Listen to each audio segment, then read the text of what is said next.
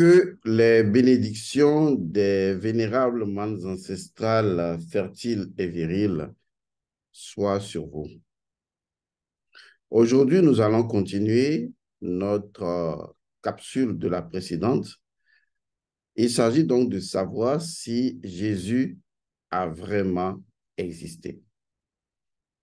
C'est naturellement un paradoxe qu'il faudra résoudre, concilier. Vous avez remarqué dans la première partie à laquelle je vous renvoie et je vous supplie de vraiment suivre la première partie, autrement, vous ne comprendrez rien à la deuxième partie.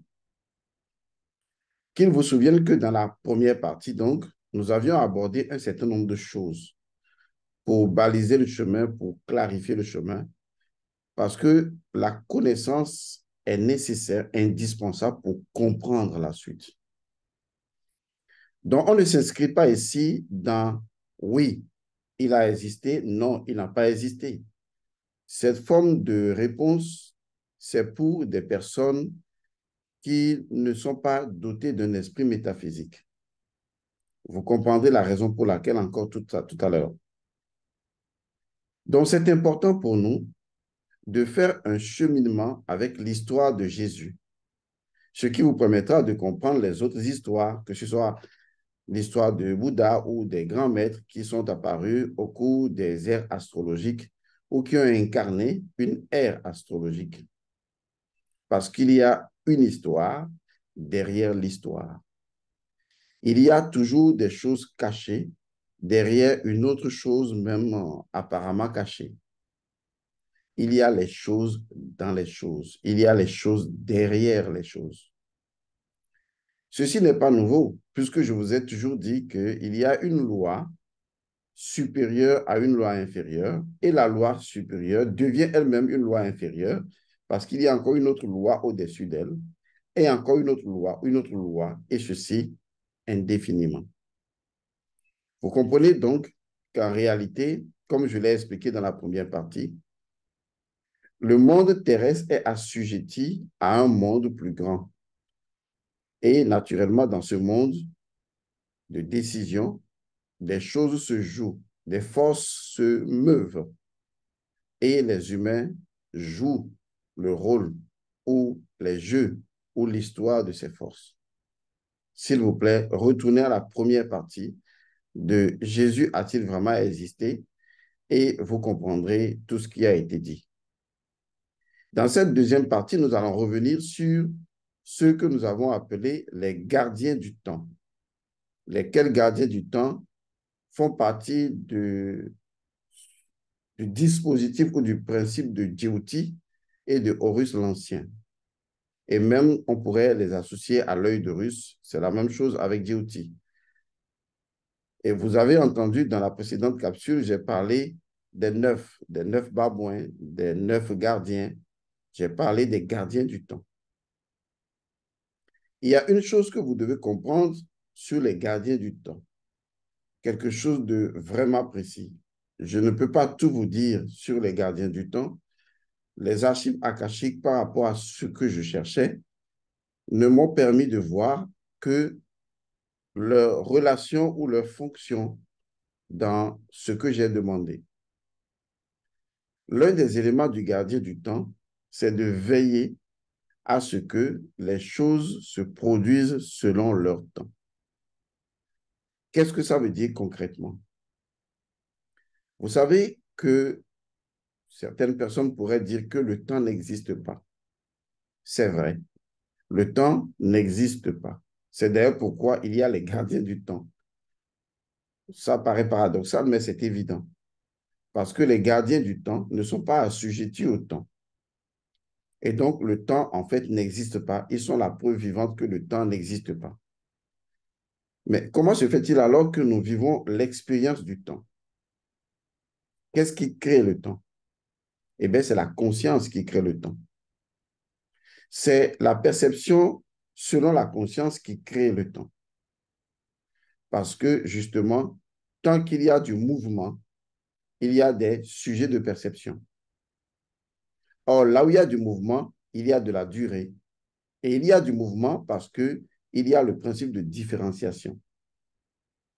Tout comme la différenciation cellulaire, le principe premier unique a généré une infinité de principes, les uns différents des autres. Du coup, passer d'un principe à un autre principe relève d'un dynamisme. Or, ce dynamisme fait partie du mouvement, fait partie de la durée. Et donc, le temps est ce qu'on appelle le grand maître de la séparativité, parce que ça nous permet de passer d'une vibration à une autre vibration. Ce passage d'une vibration à une autre vibration, ou cette passation d'une vibration à une autre vibration, qu'on peut appeler la durée, est en fait caractéristique du temps. Ceci ne se passe pas seulement au niveau des vibrations, qui sont différentes les unes des autres, et ceci là à l'échelle infinie. Ceci se passe également dans le monde macrocosmique, où les planètes, les galaxies sont autant de vibrations, des vibrations géantes. Et passer d'une vibration à une autre vibration, passer de la vibration solaire à la vibration lunaire, ou à la vibration étoilée, ou à une autre vibration, nécessite un dynamisme, un mouvement et donc une durée. Le temps fait partie de cette durée, de ce mouvement, et les maîtres du temps sont garants du fait que les choses doivent être synchronisées aussi bien dans l'infiniment grand que dans l'infiniment petit pour qu'il y ait, selon la loi de la correspondance, une harmonie cosmique. Et donc, les gardiens du temps ont une fonction précise, pour être plus précis envers vous. Prenons par exemple les ères astrologiques. Nous étions dans l'ère du Bélier, passé par l'ère du Poisson, et nous entrons dans l'ère du Verseau. Lorsque nous passons de l'ère du Bélier à l'ère du Poisson, nous passons d'une énergie différente à une autre énergie, selon le principe de la différenciation des énergies, comme j'en ai parlé tout à l'heure. Et donc, passer d'une énergie à une autre énergie nécessite une durée. Et cette durée, c'est le temps. Étant donné que cette durée existe ou ce dynamisme existe, ce mouvement existe, il est donc certain que l'énergie de l'ère du Bélier ne sera jamais identique à l'énergie de l'ère du Poisson. Ce sont de grands moments temporels d'énergie. Et donc, quand nous entrons dans l'ère du Poisson, les énergies qui nous influencent au niveau macrocosmique imposent, d'accord, imposent des attitudes, des comportements, imposent une nature différente, un comportement spirituel différent à toutes les choses de la création. Tout comme lorsque nous étions dans l'ère du Bélier, une énergie différente de l'ère du Poisson a imposé une configuration énergétique et spirituelle à toutes les choses de la création. Parce que ce sont ces ères qui permettent aux choses, en s'accordant avec le mouvement céleste, d'évoluer individuellement. Parce que le mouvement céleste devient un peu comme une matrice au sein de laquelle l'individu peut progresser. Il progresse selon les aspects spécifiques de l'énergie temporelle dans laquelle il se trouve. Et donc, l'ère du Bélier doit être perçue comme une énergie, d'accord, différente de l'ère du Poisson.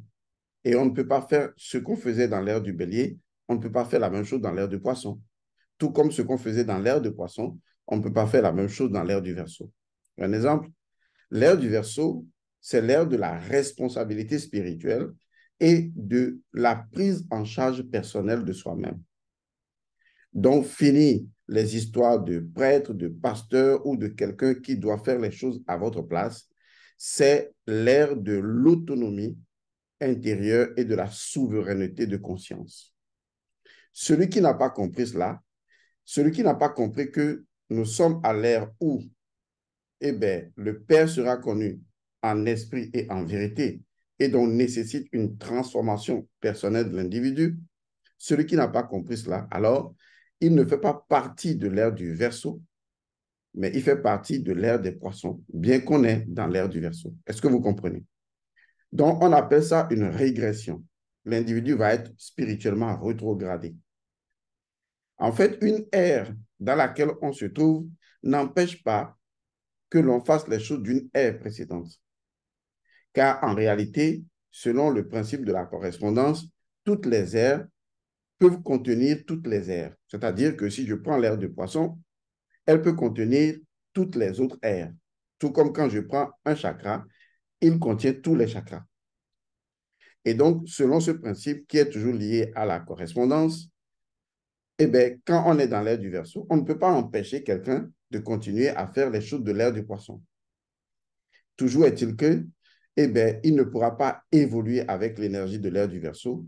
Il sera un être inférieur, bien qu'étant dans l'ère du Verseau, et il ne progressera pas comme cela se doit parce qu'il n'aurait pas bénéficié de l'ère du Verseau et de son énergie, une énergie de souveraineté spirituelle et d'autonomie intérieure, une, une énergie d'évolution personnelle. Il n'aura pas pu utiliser cette énergie et donc son âme ne se serait pas construite à partir de ça. En fait, cela s'inscrit dans une forme de malédiction. C'est-à-dire qu'une chose se produit normalement selon l'ordre cosmique et l'individu va à l'encontre de l'ordre cosmique. Il est dans une malédiction qui va devenir pour lui une malédiction. C'est pourquoi, quand on est dans l'ère du Verseau, on ne fait que les choses correspondantes à l'ère du Verseau et non les choses de l'ère du Poisson ou du Bélier en disant que oui, c'est la tradition de nos ancêtres. La tradition évolue et doit correspondre aux ères astrologiques. D'accord?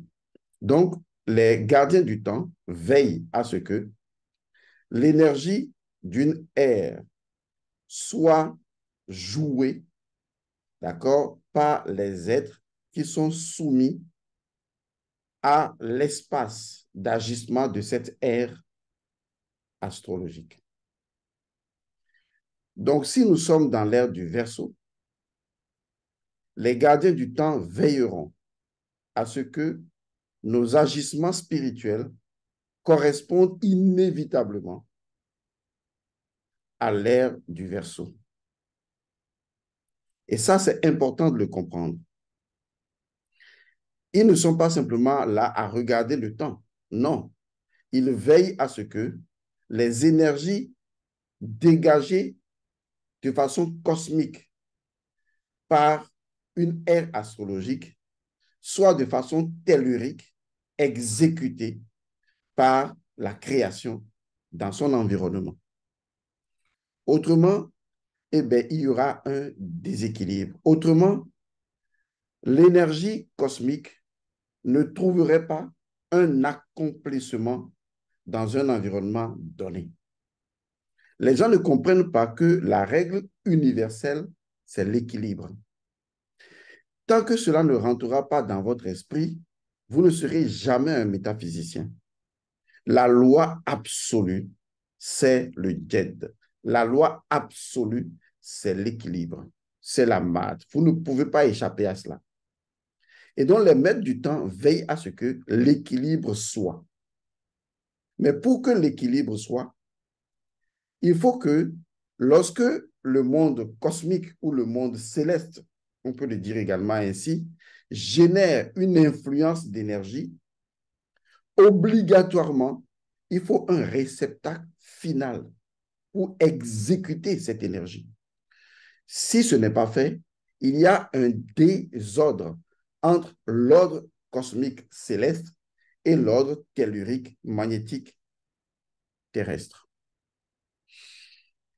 C'est comme si votre patron dans une entreprise ou votre président, si vous voulez, décide quelque chose, donne un ordre, et vous, en bas, vous dites, je n'exécute pas.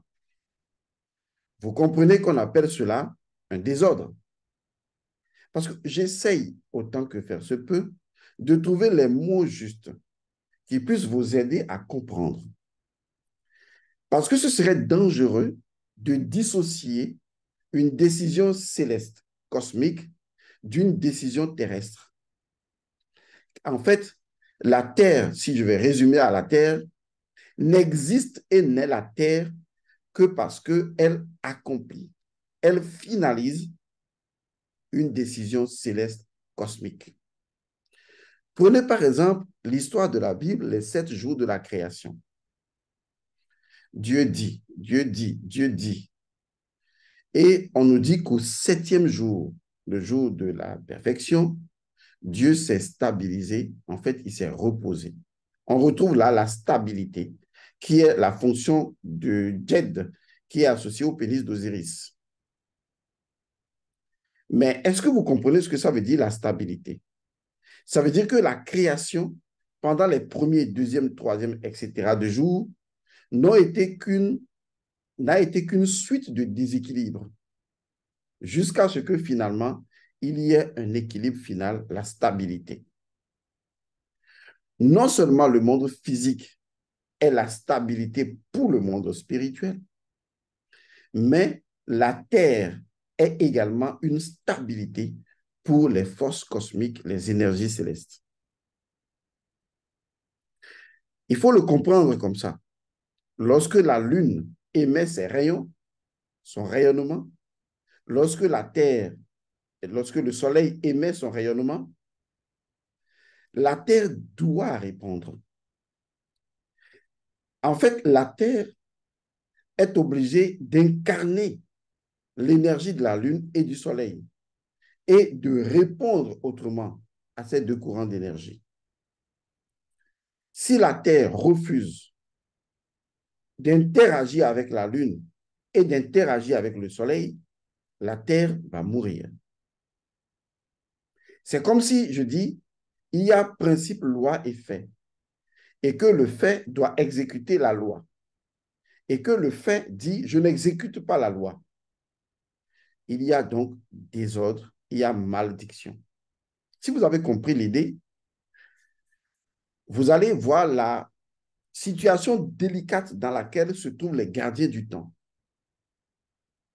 À leur tête, Djéouti ou Hermès Tots, celui qui n'est jamais né ou qui est né d'une naine. On expliquera cela après. Ça veut dire clairement que si l'ascendant, le ciel, donne une énergie et que le descendant ne répond pas à cette énergie, il y a rupture entre les deux. Les maîtres du temps ont pour fonction de veiller à ce que les énergies différenciées, célestes ou cosmiques, si vous voulez, finissent par trouver une réponse dans le monde terrestre. Non seulement dans le monde physique, mais dans le monde terrestre. Pour qu'il y ait ce qu'on appelle le djed, la stabilité, pour qu'il y ait l'équilibre. Autrement, il n'y en a pas. Il faut bien suivre ce que j'explique. Parce qu'il ne faut pas dire n'importe quoi lorsqu'on ne connaît pas les choses, comment les choses fonctionnent. Je suis l'homme des principes premiers. Je connais du moins une quantité incroyable de principes premiers et leur fonctionnement. Ça, gardez cet élément important des gardiens du temps. Ils regardent le ciel, c'est de façon spontanée, naïve que je le dis, ils regardent le ciel, ils voient une énergie que le monde céleste décrète, ils voient si dans le monde terrestre humain, est-ce qu'il y a des fonctions qu'il exécute? Parce que s'il y a des fonctions, s'il n'y a pas des fonctions qui exécutent les énergies du ciel, ces énergies serviront à quoi? Eh bien, il y aurait de déséquilibre parce que ces énergies ne vont pas trouver une stabilité dans le monde physique. Or, ce fonctionnement cosmique doit correspondre à une loi, à un décret cosmique qui dit que toutes les énergies finissent toujours par se manifester. Il y a une autre fonction très importante, mais très subtile. J'ai besoin de vous expliquer cela avec délicatesse, avec précision métaphysique. Une autre fonction des gardiens du temps.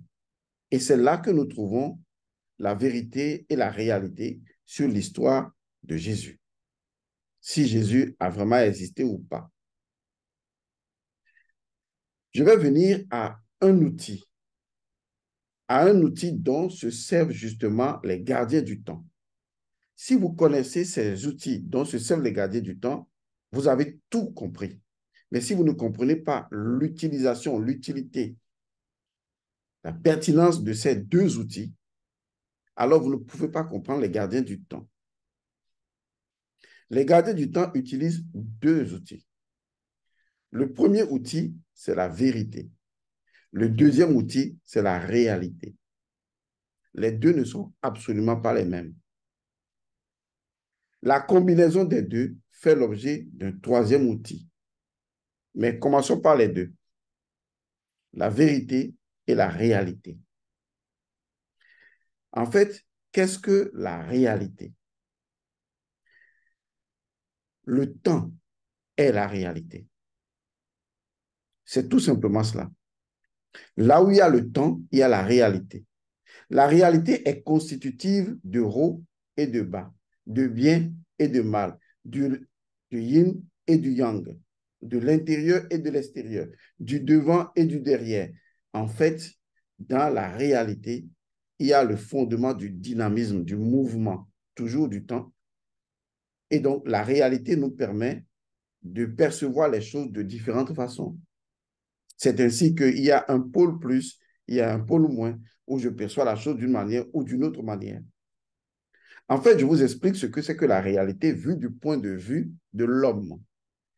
Parce que c'est ça également, disons, l'élément fondamental de la réalité. Elle est perçue autrement par les hommes et elle est perçue autrement par les maîtres du temps. Et donc, pour les hommes, voilà ce que ça veut dire la réalité. J'aime ma réalité, tu as ta réalité. Est-ce que vous voyez? Et donc, les choses réelles ne sont pas absolues. La réalité fait un peu comme dans le relatif, une combinaison du relatif de chacun, où je peux dire c'est ta réalité, c'est ma réalité, parce que c'est toujours constitutif d'une perception des choses. Ça, c'est lorsque l'humain embrasse le principe de la réalité. Mais comment est-ce que les gardiens du temps perçoivent-ils la réalité? C'est assez délicat. Et donc, pour mieux me faire comprendre, je vais faire référence au quatrième principe des 7 lois hermétiques de Kybalion. J'ai promis d'ailleurs que je ferai une capsule là-dessus. Vous connaissez le premier principe, j'en parle souvent. Du deuxième également, qui est le principe de la correspondance, ou le premier qui nous explique que le tout est esprit, l'univers est mental, ou la loi de vibration, et tout ça exactement. Donc, vous connaissez, vous avez entendu parler, vous savez ce que c'est les 7 principes hermétiques. Je ferai une capsule là-dessus et vous verrez que en réalité, ça transcende même ce que vous pouvez lire dans le Kybalion. Je vais donc faire référence au quatrième principe, je crois, des 7 lois hermétiques pour vous expliquer ce que c'est que la réalité. Parce que si on perçoit la réalité du point de vue de l'homme, on dirait qu'il y a une chose qui est fausse et il y a une chose qui est vraie, et que la fausseté ou la véracité d'une chose dépend de chacun, et on rentrerait rapidement dans une confusion. Mais le quatrième principe du Kybalion nous permet de comprendre ce que c'est que la réalité du point de vue des gardiens du temps. Je vous lis cela. Il y en a qui connaissent déjà, je vous le lirai encore et je vous poserai juste une question. La loi de la polarité. Tout est double. Toute chose possède des pôles. Tout a 2 extrêmes. Semblables et dissemblables ont la même signification. Les pôles opposés ont une nature identique, mais des degrés différents. Les extrêmes se touchent. Toutes les vérités ne sont que des demi-vérités. Tous les paradoxes peuvent être conciliés. C'est formidable, magnifique, extraordinaire. Je vous relis cela encore une fois, parce que cela vous permettra de cerner ce que les gardiens du temps et les métaphysiciens appellent la réalité. Ce n'est pas de la même façon que vous l'apercevez. Tout est double. Toute chose possède des pôles. Tout a 2 extrêmes. Semblables et dissemblables ont la même signification. Les pôles opposés ont une même nature identique, mais des degrés différents. Les extrêmes se touchent. toutes les vérités ne sont que des demi-vérités. Tous les paradoxes peuvent être conciliés. Vous avez entendu ça? C'est là que je vais vous poser une question. Quel est le principe premier d'une demi-vérité? Voilà, tout est là. Qu'est-ce qu'une demi-vérité? Quelle est la signification d'une demi-vérité? Est-ce que la demi-vérité est un mensonge? Absolument pas. Mais si une demi-vérité n'est pas un mensonge, mais qu'est-ce que demi-vérité? C'est pour cette raison que je disais que je vais revenir sur les 7 lois et vous permettre de comprendre. Mais je vais vous ouvrir un tout petit peu l'esprit. Parce que les gens lisent ces textes, les utilisent, mais ils ne comprennent pas grand-chose. Parce qu'ils ne comprennent pas qu'il y a un principe premier derrière chaque loi hermétique. Quand vous prenez le premier principe du mentalisme, il y a un principe premier à ce principe-là. Correspondance, même chose. Vibration, même chose. Polarité, même chose, etc. Mais on ne va pas rentrer dans cet échange ni dans ce débat. La question est, qu'est-ce qu'une demi-vérité? Je n'ai même pas encore parlé de double pôle, semblable, dissemblable. Non, ce sont des choses à expliquer encore. Mais je parle de demi-vérité. Qu'est-ce que c'est, selon vous? En métaphysique, une demi-vérité signifie tout simplement la symbolique d'une chose. Aussi simple que ça. La demi-vérité n'est pas un mensonge. La demi-vérité n'est pas fausse. La signification métaphysique de la demi-vérité dans la spiritualité ancestrale, c'est tout simplement une symbolique. C'est un autre nom ou l'autre nom d'un symbole ou d'une symbolique, c'est demi-vérité. En fait, le concept de demi-vérité, c'est un pont équidistant, un pont. À savoir que la vérité a fait un chemin, d'accord? Et le symbole de la vérité fait un chemin. Et les deux se rencontrent ensemble. Ça devient demi-vérité. Demi-vérité signifie symbolique, car la symbolique est la demi-vérité qui permet à l'esprit de saisir la vérité, qui ne peut jamais être enseignée.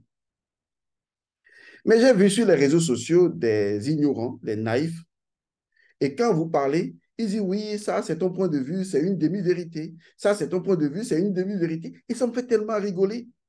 Au lieu d'aller vous faire former à la métaphysique, vous vous réveillez un matin, vous lisez les mots, vous les interprétez et vous déconnez grave. Qu'est-ce qu'une demi-vérité en métaphysique de la nature? Ça veut dire symbolique.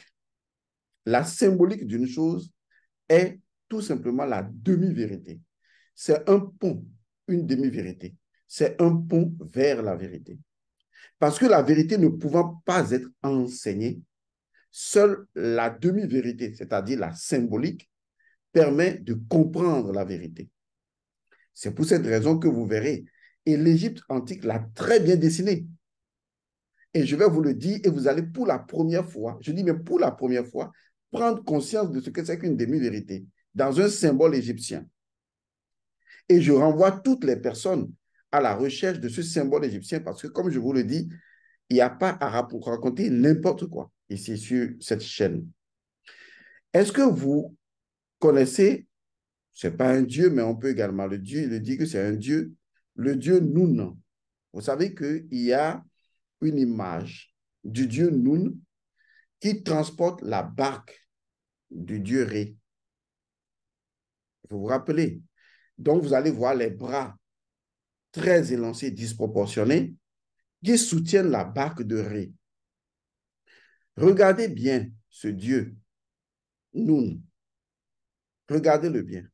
Vous verrez que tout son corps n'apparaît jamais. Il n'y a qu'une moitié de son corps qui apparaît. la partie supérieure, la tête, soutenant avec les bras représentant toujours le dieu Chou, on va l'expliquer, et le cas, et donc soutenant la barque de Ré dans son voyage. Pourquoi une moitié? Or, cette moitié est en même temps un pont. Le mental ne peut pas le saisir, seul le cœur peut le saisir, car le cœur est indissociable d'une fonction de la spiritualité ancestrale, à savoir l'énergie chtonienne, qui nous interconnecte à tout. À travers donc la symbolique, on se connecte de façon intérieure. J'appelle cela la communion avant la communication.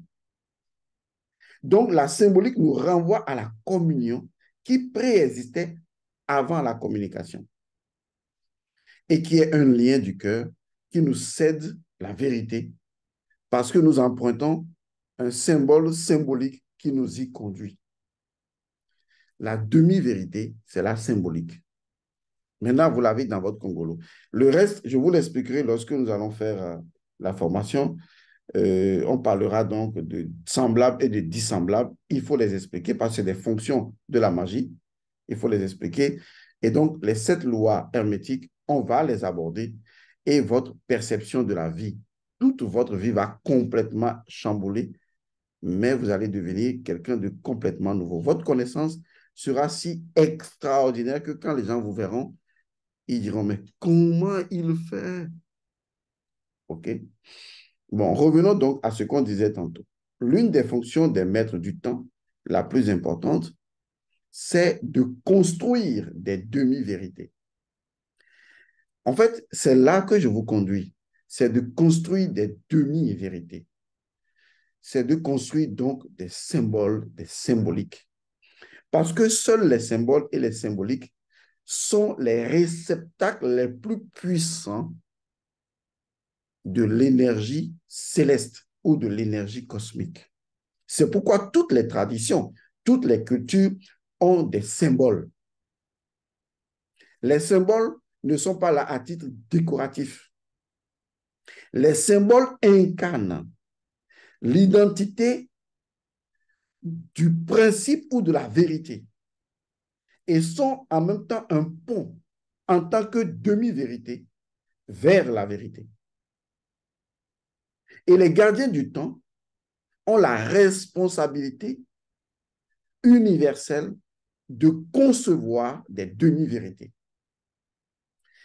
Or, la demi-vérité, c'est ça la réalité du point de vue des gardiens du temps. Chez nous, c'est peut-être, c'est vrai ou c'est faux, mais chez les gardiens du temps, c'est à la fois vrai et faux, mais ce n'est même pas ce concept. C'est pour eux la symbolique. Demi-vérité, c'est la symbolique. Il faut que ça reste dans votre tête. C'est pourquoi on vous dit ici, semblable et dissemblable ont la même signification. Les pôles opposés ont une même nature, une nature identique, mais des degrés différents. Si la chose est identique, et ce n'est que les degrés qui différencient, est-ce que les degrés ne sont pas des demi-vérités et donc des symboliques qui permettent d'atteindre la vérité qui ne peut être enseignée et qui ne peut être saisie que par le cœur? En Afrique, on n'enseigne pas le bien et le mal. Non, non, on n'enseigne pas le bien et le mal.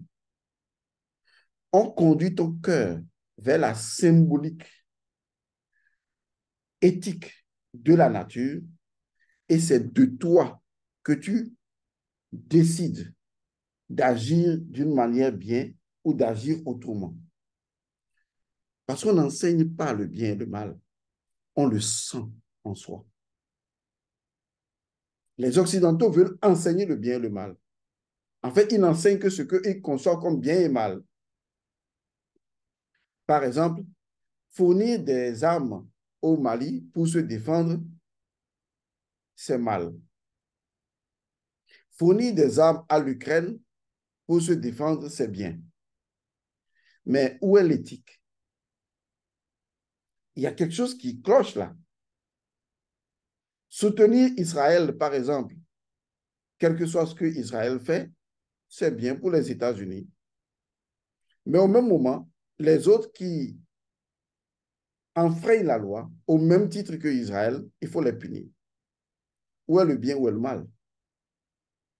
En fait, lorsque le cœur d'un individu a été purifié, son comportement dans la masse ne fait qu'agir selon le bien universel qui transcende les concepts normosés culturels du bien et du mal. On sait que ça, on ne le fait pas. On sait que ça, on le fait.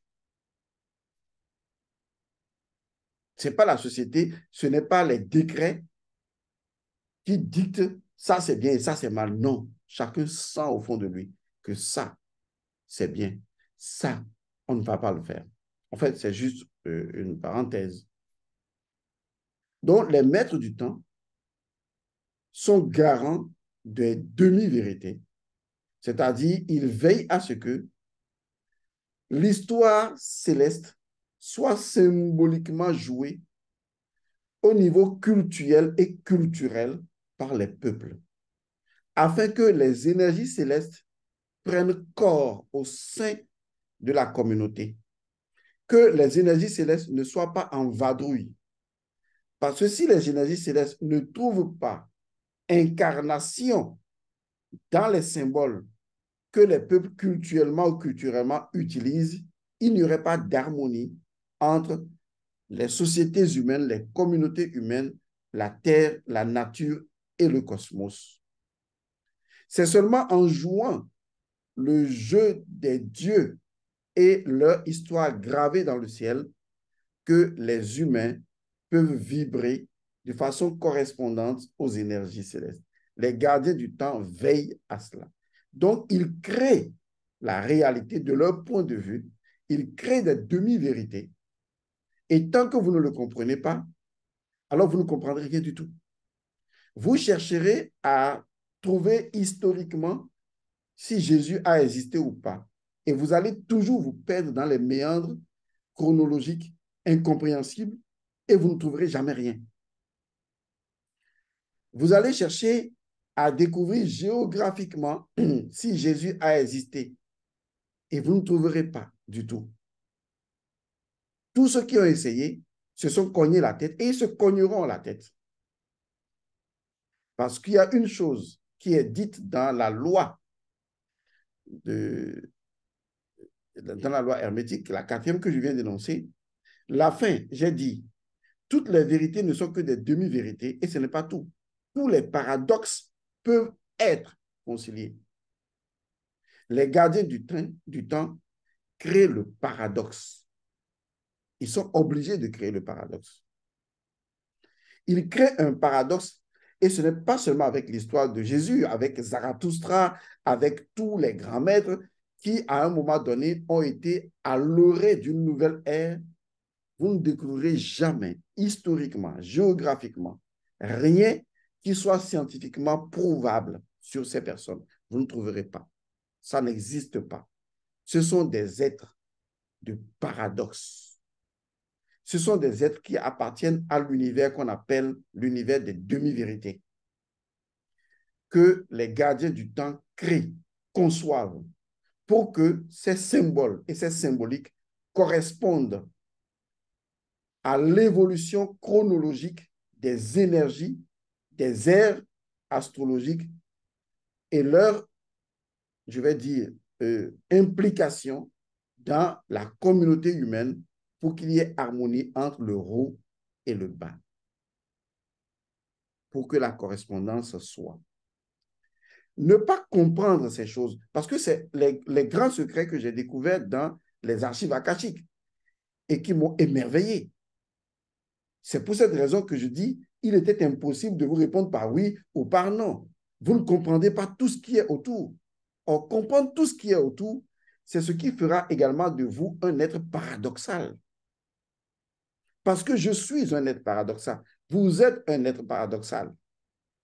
Tout ce qui existe dans la réalité est un symbole de la vérité. Et tant que vous ne comprenez pas que la réalité est symbole de la vérité, vous ne trouverez pas la vérité. Donc, les maîtres du temps utilisent la réalité, premier élément, comme outil d'interaction avec l'humain. Deuxième outil que les maîtres ou les gardiens du temps utilisent, c'est la vérité. Mais la vérité, elle ne peut être enseignée. En fait, c'est d'elle qu'on a créé même des demi-vérités. C'est d'elle qu'on a créé des paradoxes. C'est d'elle que semblables et dissemblables se regardent. C'est d'elle que les opposés se contemplent et sont même chose à la fois, juste que leur température corporelle change.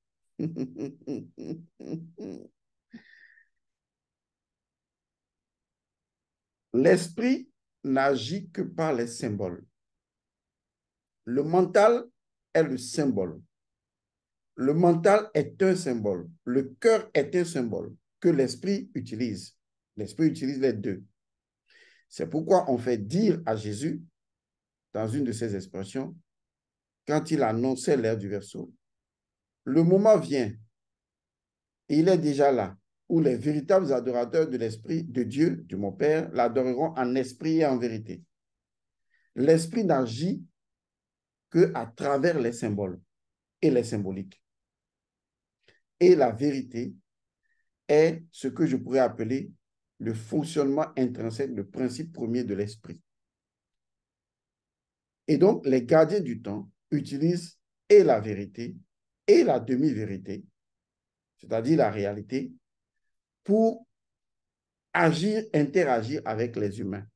Maintenant que ce point est totalement clair pour vous et que vous ne trouverez jamais historiquement, vous ne trouverez jamais géographiquement, ni scientifiquement des preuves de l'existence de Jésus, de Moïse et beaucoup d'autres, mais que l'histoire est suivie par des gardiens du temps qui interagissent avec des êtres de savoir et de connaissance, des êtres cachés, pour créer, construire, écrire l'histoire que les hommes doivent connaître sur le plan spirituel, afin de correspondre leur énergie à l'évolution des airs. Maintenant que vous savez cela, vous êtes en train d'avoir une petite lucidité sur la finalité de cette capsule. Jésus a-t-il vraiment existé? Je vais vous donner donc la réponse. Jésus n'a pas existé. Jésus a existé. Voilà le paradoxe. Ça, c'est la réponse que l'on peut donner dans la demi-vérité ou dans le paradoxe ou dans la réalité perçue par les gardiens du temps. Jésus a existé et n'a pas existé en même temps. C'est ça qui est la réalité. Jésus est demi-vérité. Si vous comprenez tout ce que j'ai dit, vous comprendrez ce que je viens de dire. Mais alors, quelle est alors la vérité? Puisque là, on a dit que c'est la réalité. Mais quelle est alors la vérité? La vérité, elle est tout aussi troublante.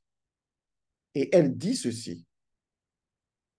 Même si Jésus n'a pas existé ou a existé, il devait exister. Et je sais, calmos, s'il vous plaît, ne vous affolez pas, ça peut troubler. Même si Jésus a existé ou n'a pas existé, il devait exister.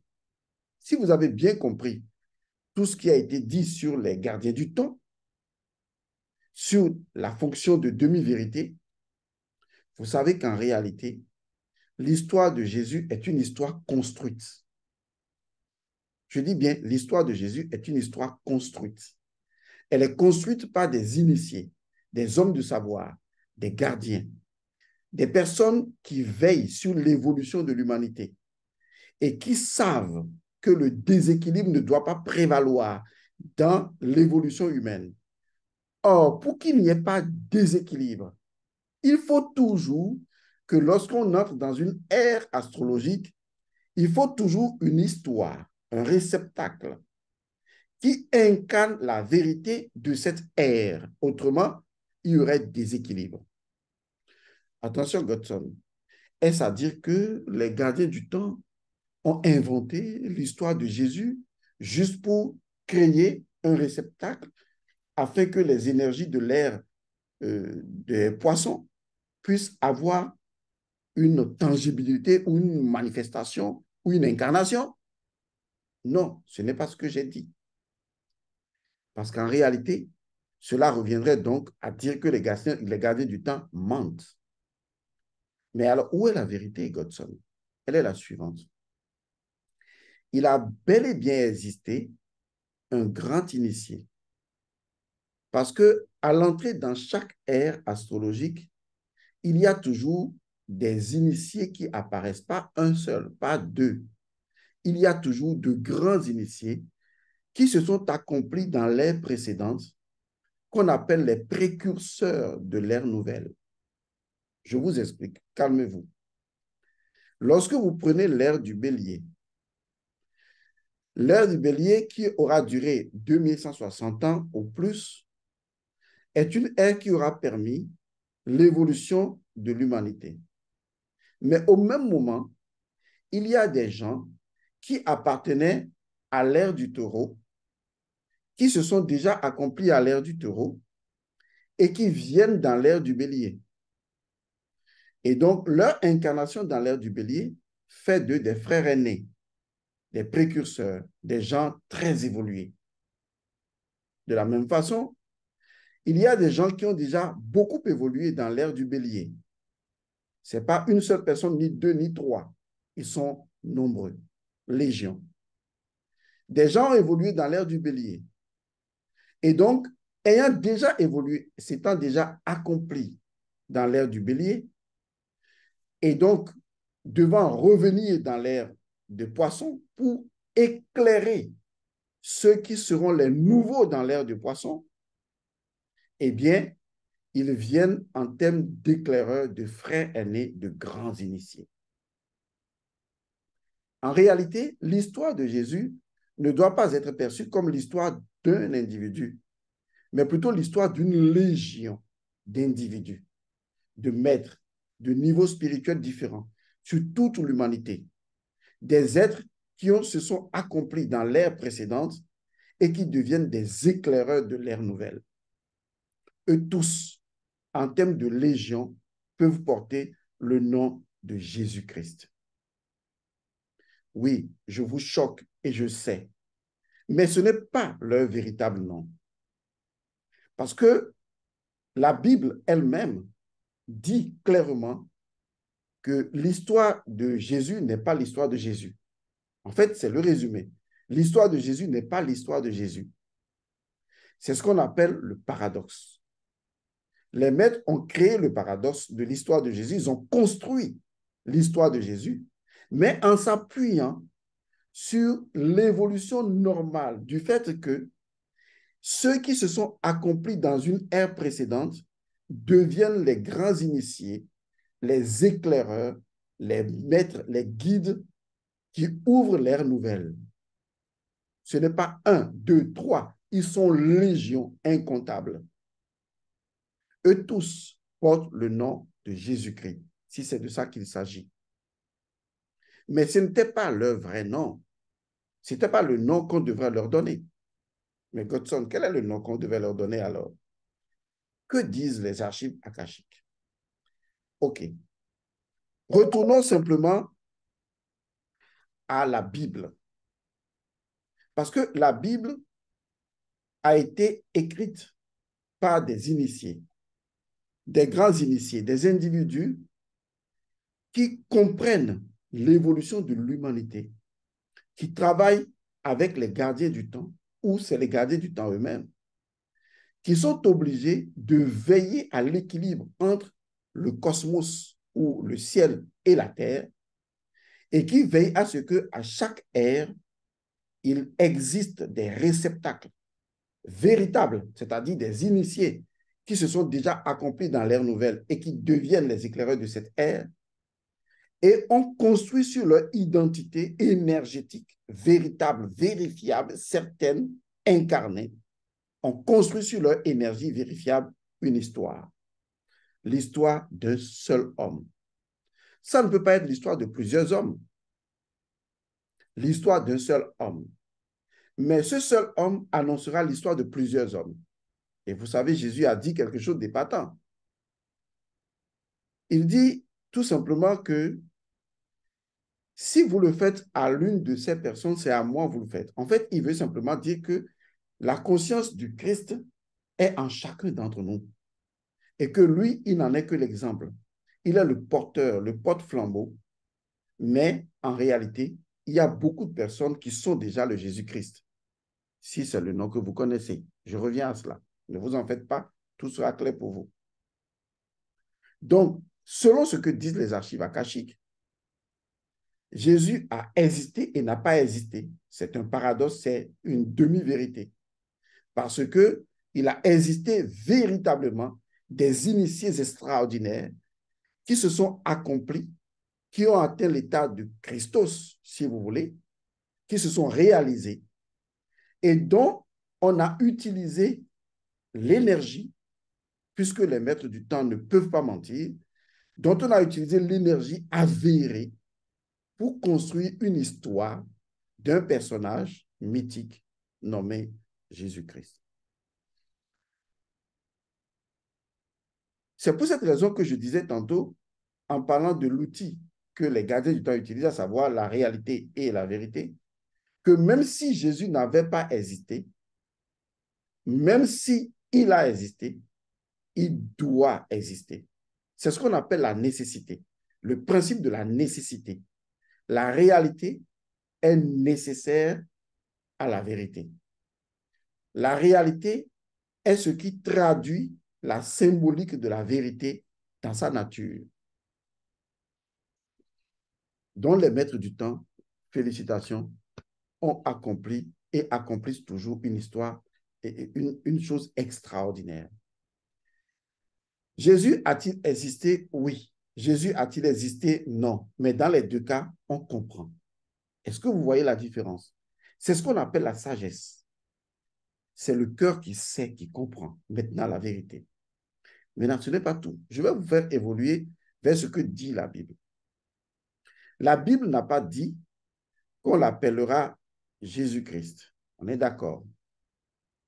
La Bible dit qu'on l'appellera du nom de Emmanuel. Rappelez-vous de l'histoire. Vous savez également que à la naissance de Jésus, ce qui donnait l'air du poisson, l'air du poisson est opposé directement sur le cadran à l'air de la Vierge. Donc, naturellement, la Vierge Marie est appelée. D'où l'histoire de la Vierge qui accouche. En réalité, la loi de la polarité est également interpellée et de la correspondance d'ailleurs. Car sur le cadran même des aires astrologiques, eh bien, une ère doit interagir avec l'autre. Donc, l'ère de la Vierge, même si elle était déjà passée, elle est la partie secrète de l'ère des poissons au temps de Jésus. Donc, c'est elle qui accouche de l'ère des poissons. C'est justement une métaphore. Tout comme actuellement, nous sommes en train d'entrer dans l'ère du Verseau et l'ère opposée sur le cadran à l'ère du Verseau, c'est l'ère du Lion. C'est pourquoi vous avez entendu parler dans l'Apocalypse, comme dans les Anciens Testaments, de lion de la tribu de Juda qui doit revenir, etc. En fait, le lion dont on parle, c'est le Sphinx. Le lion dont on parle, c'est l'ère du lion, qui est la partie opposée de l'ère du Verseau, dont l'ère du lion va accoucher de l'ère du Verseau. C'est la même vérité universelle. Et cette vérité énergétique de l'ère du Verseau doit être jouée par les hommes. Et donc, naturellement, l'ère du Verseau également aura son sauveur. Je vous en parlerai dans une troisième partie et vous comprendrez comment naissent les légendes des prophètes, des maîtres et tout ça. Donc, vous comprenez que les maîtres du temps ont la responsabilité de construire une énergie véritable à partir d'initiés véritables, qui sont de grands initiés, et qui portent collectivement le nom de Jésus-Christ. En fait, balayons ça, qui portent collectivement le nom de Emmanuel. Alors, pourquoi le nom Emmanuel? Pourquoi l'ange vient dire à Marie, il s'appellera Emmanuel? Et Emmanuel a été traduit rapidement selon ce que j'appelle des comédiens de l'hébreu. Ils ont oublié que l'hébreu, c'est une langue égyptienne, que l'hébreu découle de l'égyptien antique. Ils ont oublié cela. Donc, ils ont tout fait de rapidement, toujours en voulant nier l'antériorité de l'Égypte en tant que civilisation mère. Ils ont tout fait de rapidement traduire le nom Emmanuel par Dieu est avec nous. Vous voyez, ils ont traduit cela comme ça. Parce que souvent, les traductions également sont des orientations qui biaisent les informations. Mais on les retrouve toujours. Rappelez-vous que j'ai dit, et je le répète, premièrement, qui sommes-nous? Nous sommes des êtres cosmiques. J'ai déjà résolu ce problème. Deuxièmement, qu'est-ce que nous faisons ici? Nous sommes ici pour jouer l'histoire des dieux gravés dans le ciel. J'en ai déjà parlé.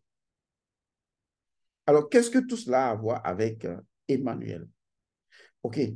Est-ce que vous connaissez étymologiquement l'origine du nom Emmanuel? Je vais vous l'expliquer. Je vous ai expliqué qu'avant l'ère des poissons, il y avait l'ère du bélier. L'ère du bélier était également associée à un dieu très connu du panthéon égyptien qu'on appelle le dieu Amon. Certaines personnes l'appellent Amon-Min parce que Amon est caché. Min est cette fonction fertile du dieu caché qui va révéler cela. On parlera même de Amon-Min-Ré ou Amon-Ré. On fera donc cette combinaison. Mais c'est intelligent de la part de l'Égyptien parce qu'il sait quelle est la fonction de Amon qu'il essaie de traduire, de décréter dans une réalité donnée. D'ailleurs, je vous ai dit que je vous ferai une capsule sur le code secret des statuettes et vous comprendrez pourquoi nos ancêtres construisaient des statuettes. Et donc, Emmanuel, si on retourne à l'ancien égyptien, le nom Emmanuel provient d'abord et avant tout du nom de Amon. Personne ne peut nier cette vérité. Ce n'est pas possible.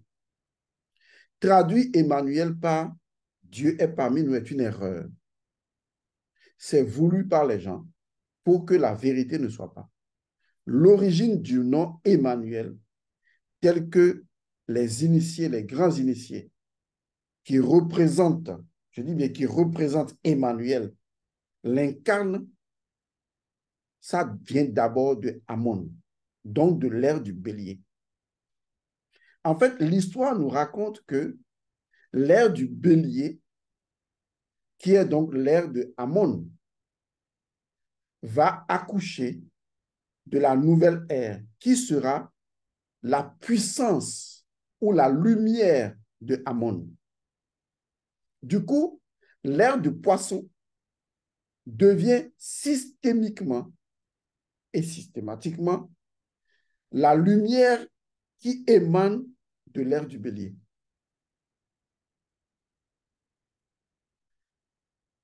Si je dois traduire cela dans une forme de phonétisme métaphysique, ça revient à dire Amon-El.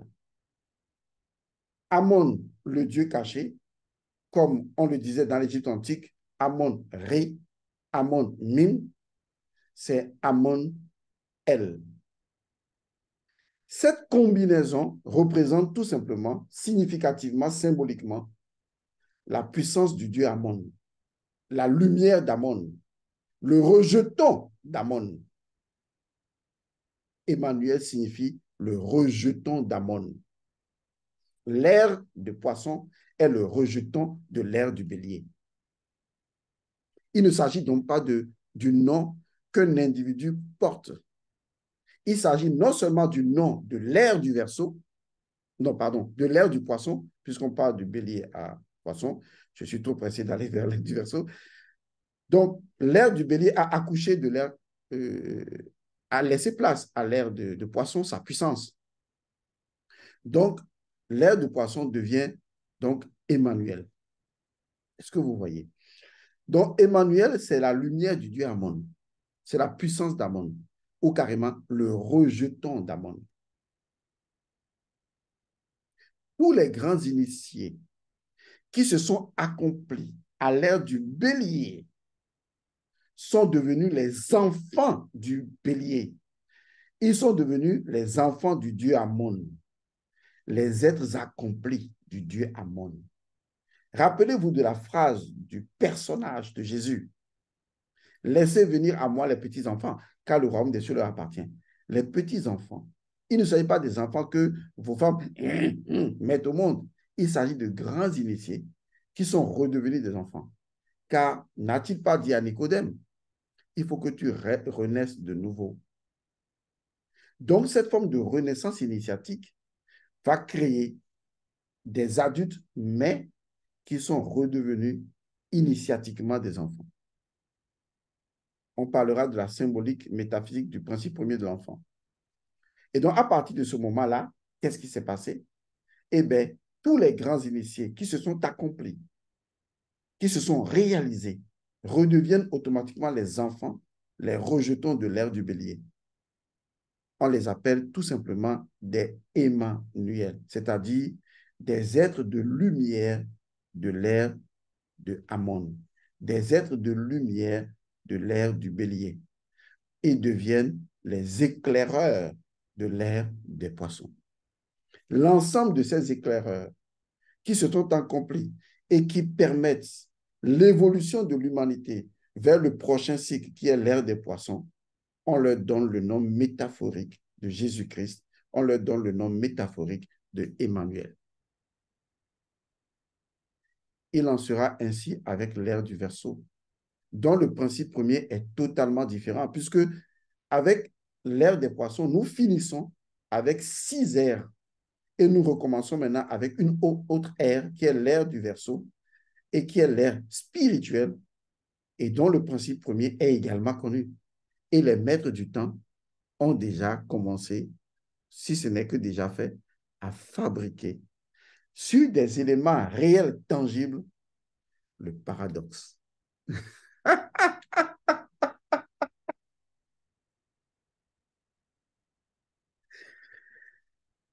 Vous comprenez bien que si Jésus n'avait pas existé, il devra exister forcément, parce qu'il existe quand même, mais pas tel que les gens le connaissent, un personnage, non.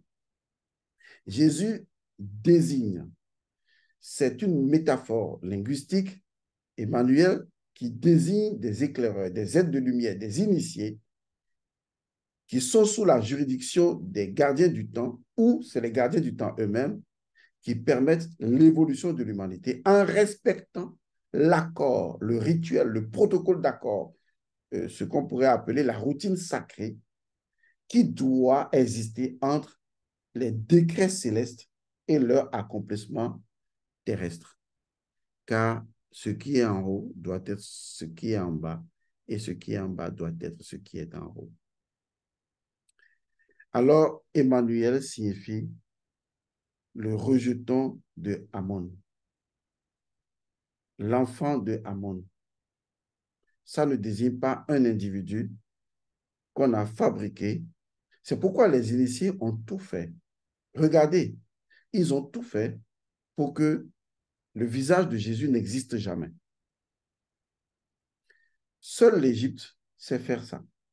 La plupart des, disons, des dessins, on va les appeler ainsi, de l'Égypte antique, consistaient toujours à ne jamais identifier le visage de certaines divinités.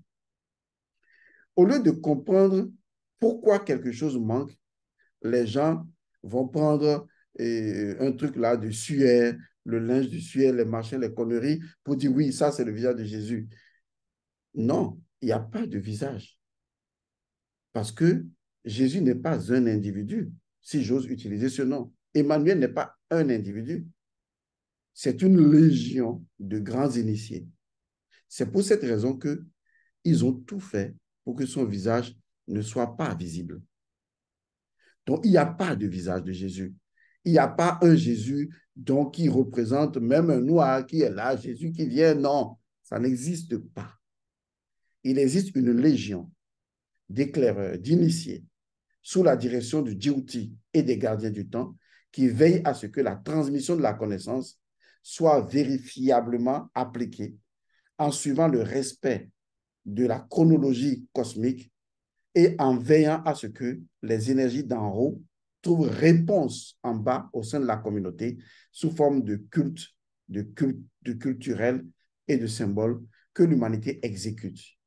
Alors, si vous adorez un Jésus-Christ qui un jour va vous conduire au ciel et qui est mort pour vous et qui va vous sauver, vous vous gourrez. Jésus-Christ demeure un paradoxe. Quelque chose qu'on ne clairira pas. Quelque chose qui est déjà clair. Le paradoxe est déjà où les paradoxes sont conciliés. Les demi-vérités et les vérités sont là, devant vous. C'est à vous de vous poser la question, est-ce que vous l'acceptez? Est-ce que vous comprenez finalement? Est-ce que cela vous parle? Parce que ce que je dis, vous pouvez contredire ça. Vous pouvez dire même que je mens. Je ne vous le refuserai pas. Mais j'espère un jour que vous n'allez pas balayer de coups de vent ce que j'ai dit. Oh, il raconte des histoires. Vous allez être un peu plus intelligent pour analyser le fond de ce que j'ai dit et son évolution et décrypter les choses et contrecarrer ce que je dis avec des preuves, avec une logique métaphysique. Si vous ne pouvez pas faire ça, alors, s'il vous plaît, ne dites pas que ce que je dis est faux. Je souhaiterais que chacun accède aux archives akashiques. J'ai fait des efforts inouïs pour accéder aux archives akashiques. Il y a beaucoup de choses que je ne comprenais pas, beaucoup de choses auxquelles je n'arrivais pas à accéder parce que je posais de mauvaises questions, parce que je partais du principe que Jésus était un individu, une personne, que je voulais accéder à son visage. Mais les mauvaises questions ne donnaient que de mauvaises réponses. Et lorsque j'ai trouvé la bonne question, lorsque j'ai commencé à chercher à savoir qu'est-ce qui s'est passé et qui s'est toujours passé, alors j'ai vu, j'ai connu et j'ai expérimenté. Nous passerons à travers l'ère du Verseau. Les autres ères vont passer. Et nous reviendrons encore un jour à l'ère des Poissons. Et une histoire d'un homme nommé Jésus-Christ sous une autre appellation reviendra encore. Et c'est là que vous verrez que les vérités sont gravées dans le ciel et que les paradoxes et les demi-vérités sont des symboles et des symboliques que dans la communauté humaine, les humains doivent exécuter pour correspondre et faire correspondre tangiblement les énergies célestes. Retenez encore, pour finir, ces deux choses qui peuvent vous sauver la vie. Qui sommes-nous? Nous sommes des êtres cosmiques. Pourquoi sommes-nous ici sur Terre? Pour jouer l'histoire des dieux gravée dans le ciel. Alors, quelle est votre histoire à vous? Est-ce que vous la connaissez? Est-ce que vous voudrez que je vous fasse une troisième partie qui découle sur votre histoire à vous?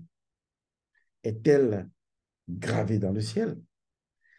Êtes-vous en train de jouer comme un paradoxe, une demi-vérité, l'histoire d'un Dieu que vous incarnez et dont vous ignorez totalement et la présence et la puissance? Est-ce que vous aimeriez que je fasse cette troisième partie pour vous aider à être vous? C'est un coup. Non, je vous taquine un peu. Je vous remercie d'avoir suivi cette capsule très longue. Je suis désolé. J'espère que vous comprendrez les vérités qui sont derrière. Maintenant, vous savez que vous n'avez pas besoin d'adorer un Jésus-Christ, vous comprenez. Et vous pouvez suivre et marcher dans le pas des maîtres. quand on vous demandera qui est Jésus, vous verrez que ce sera difficile de répondre. Et quand on vous posera la question, a-t-il vraiment existé? Vous comprendrez que ce sera difficile de répondre. Parce que tout ce chemin que j'ai fait pour vous éclairer, il faut de la sagesse. Et vous aurez besoin de la sagesse pour répondre aux gens qui sont fous. Merci, Père, vous.